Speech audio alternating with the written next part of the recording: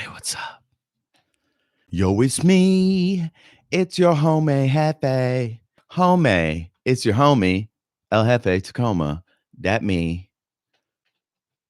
This is a Hug Life podcast shirt. I've been wearing this all day. So Life podcast, Monica Nevi, Coletta, Mike Coletta. Great show. Listen to it. Good comedians too. If you're ever man,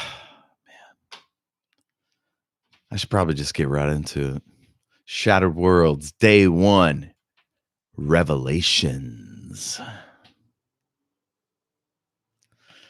If you can hear traffic back there, that's my neighborhood. I have the door open, fans going a little bit. It's pretty nice. Here we go. Portillion de Vere told a tale of sorcery, close quarters combat, treachery, and the acquisition of a very special object. Portillion was the object's most recent owner. The device had somehow warned Portillion that tremendous violence was coming. Somehow this object inspired the dangerous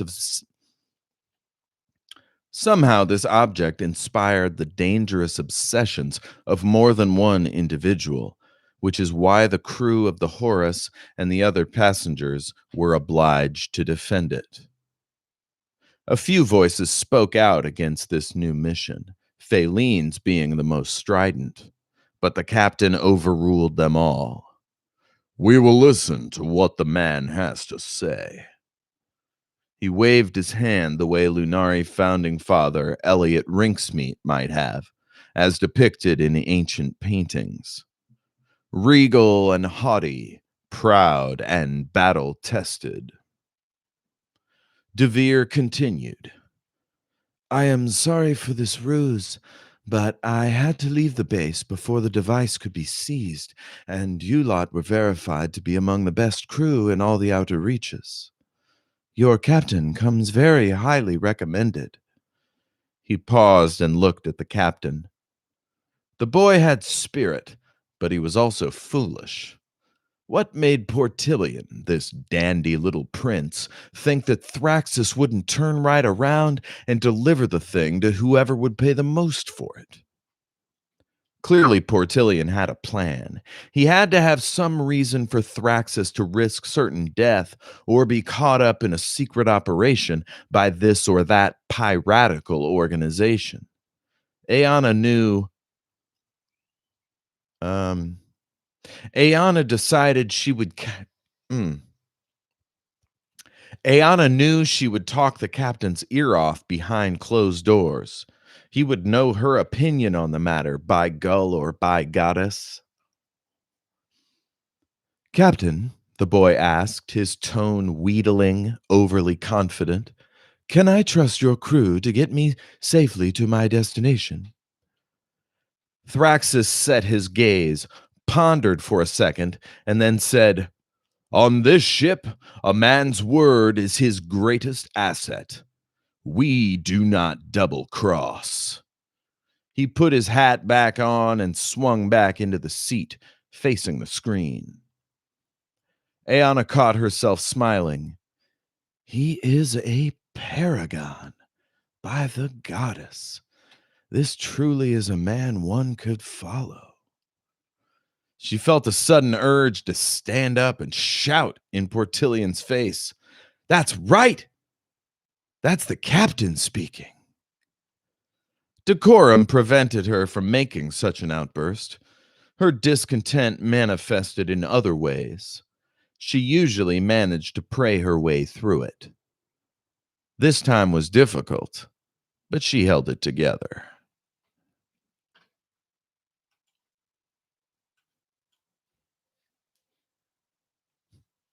Oh man, I wrote another one later? Shoot.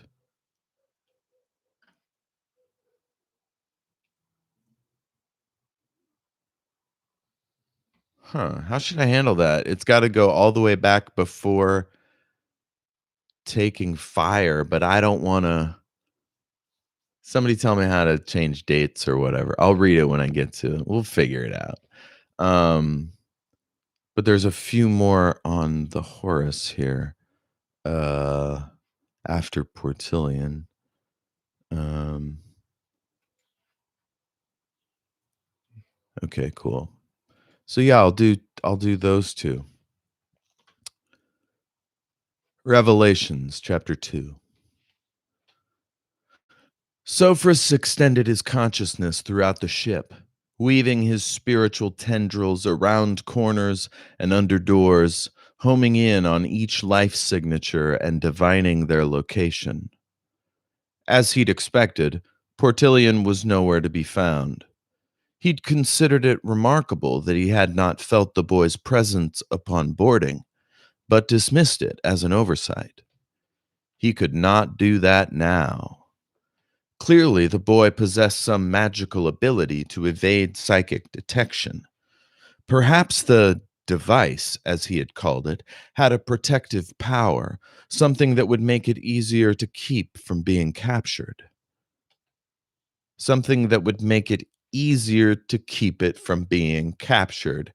There's got to be a better way to say that. And yet, their attackers had known where the ship was. Strange. Perhaps they had advanced knowledge of the ship's route, but that too was unlikely, given the captain's clear understanding of the danger the object presented, which led Sophros to his greatest concern: betrayal. Was there someone aboard who might profit from the object's recovery? Or, even more troubling, was someone on the ship working to bring he and the others back to the base to face Frentz and his allies? As the captain prepared to board the captured vessel, Celine dipped in and out of each crew member's thought patterns. It was unfortunate not to be able to access Portillions, but he couldn't help that. It didn't take long to discover the truth. The next step was deciding whom to tell and how best to proceed. The door shook as someone knocked. Yes, Sophros took quare. S- yes, Sophros took care to make his voice quaver. It had always been his nature to project a somewhat cowardly affect. It had come in handy more than once. The captain rumbled through the door's passive intercom. "We're boarding now. You're welcome to join us." Sophros shivered. He had no idea what they would face aboard the disabled ship. His powers did not allow him to scry through the vacuum of space. He was no shrinking violet, but he rarely found himself entering situations blind. The door opened, and he stepped out. The captain dipped his head. "Mr. Celine." "Captain, I must warn you, my powers do not extend through space. Until we board, I will be of little assistance." The captain smiled, then placed his hand on Sophros's shoulder. "Mr. Celine, we're lucky to have you." Celine felt his lips curl. Sophros felt his lips curl. He was unused to emotional displays. It felt at once awkward and inspiring. This captain had a powerful charisma indeed.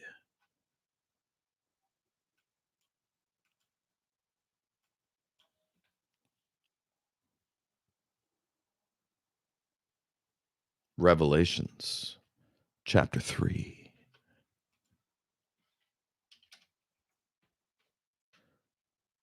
I'm going to replenish my precious bodily fluids here for a second. After I.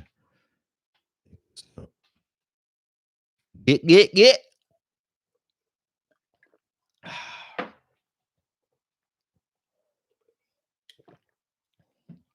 Yo, listen to my podcasts. All but one of them are on the Sinister Parent Company network. You can find that on Twitter at Sin Parent Co. Everything is awesome. Shattered Worlds RPG, good idea. The other one, Something Wonderful Right Away. We call it Soiree, but That's a long form improv show. Anyway, find us on Facebook, Twitter. Listen to everything I do. I love you. You're great. On Twitter, I'm at El Jefe Tacoma, and the show is at EIA Podcast. Website, awesomepod.squarespace.com.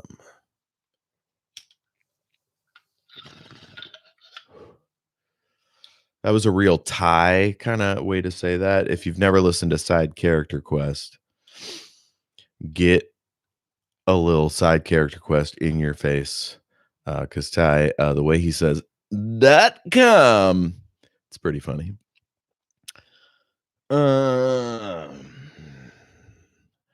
Chapter 3, Grundle. The suit was strained to the limit. He'd gone through every piece of gear in Ramsdell's storehouse and turned up next to nothing. Maybe if he'd had time to retrofit, he could have made it work. Instead, he had to stay behind and pray his talents weren't needed. Ayanna rested her hands on his chest. She whispered, Grundle, you've done enough for several lifetimes. Besides, you're injured and still healing. Stay and protect Portillion. If something happens to us, he shook his head violently.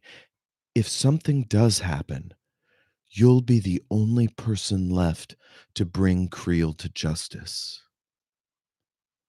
Grundle wiped away a tear. He couldn't believe his emotions. Yes, he'd experienced a great trauma, but he'd never in his life been so fragile before the past 2 days. He nodded and hugged her tightly. I will. You have my solemn oath, Your Mercy. Please, call me Ayanna. I believe you've earned that right. She smiled, and he returned the gesture. They both nodded, and she strolled to the airlock to meet the others. Oh, it's got to be like a stirring, beautiful thing here. I don't know. So the next one is just going to be me reading Boarding the Horse Part 4, I guess. And then any of y'all fans want to clip that onto Boarding Part 4, tell me how to do that or do it for me. That'd be great. All right, guys. Once again, if you want to share any of your work or some work you think people should hear or see, even art, I mean, whatever, get at me. I do a segment on Everything is Awesome called The Writing Process, in which people share their work. And that's how I got started doing this, sharing my book on the show. And yeah, so I do that every so often. I share a little something, sometimes a poem, whatever. If you have something you want to share, you think everyone should read, send it to everythingisawesomepodcast@gmail.com. What up, Ty.com. Side character quest. Get into it. All right. Peace.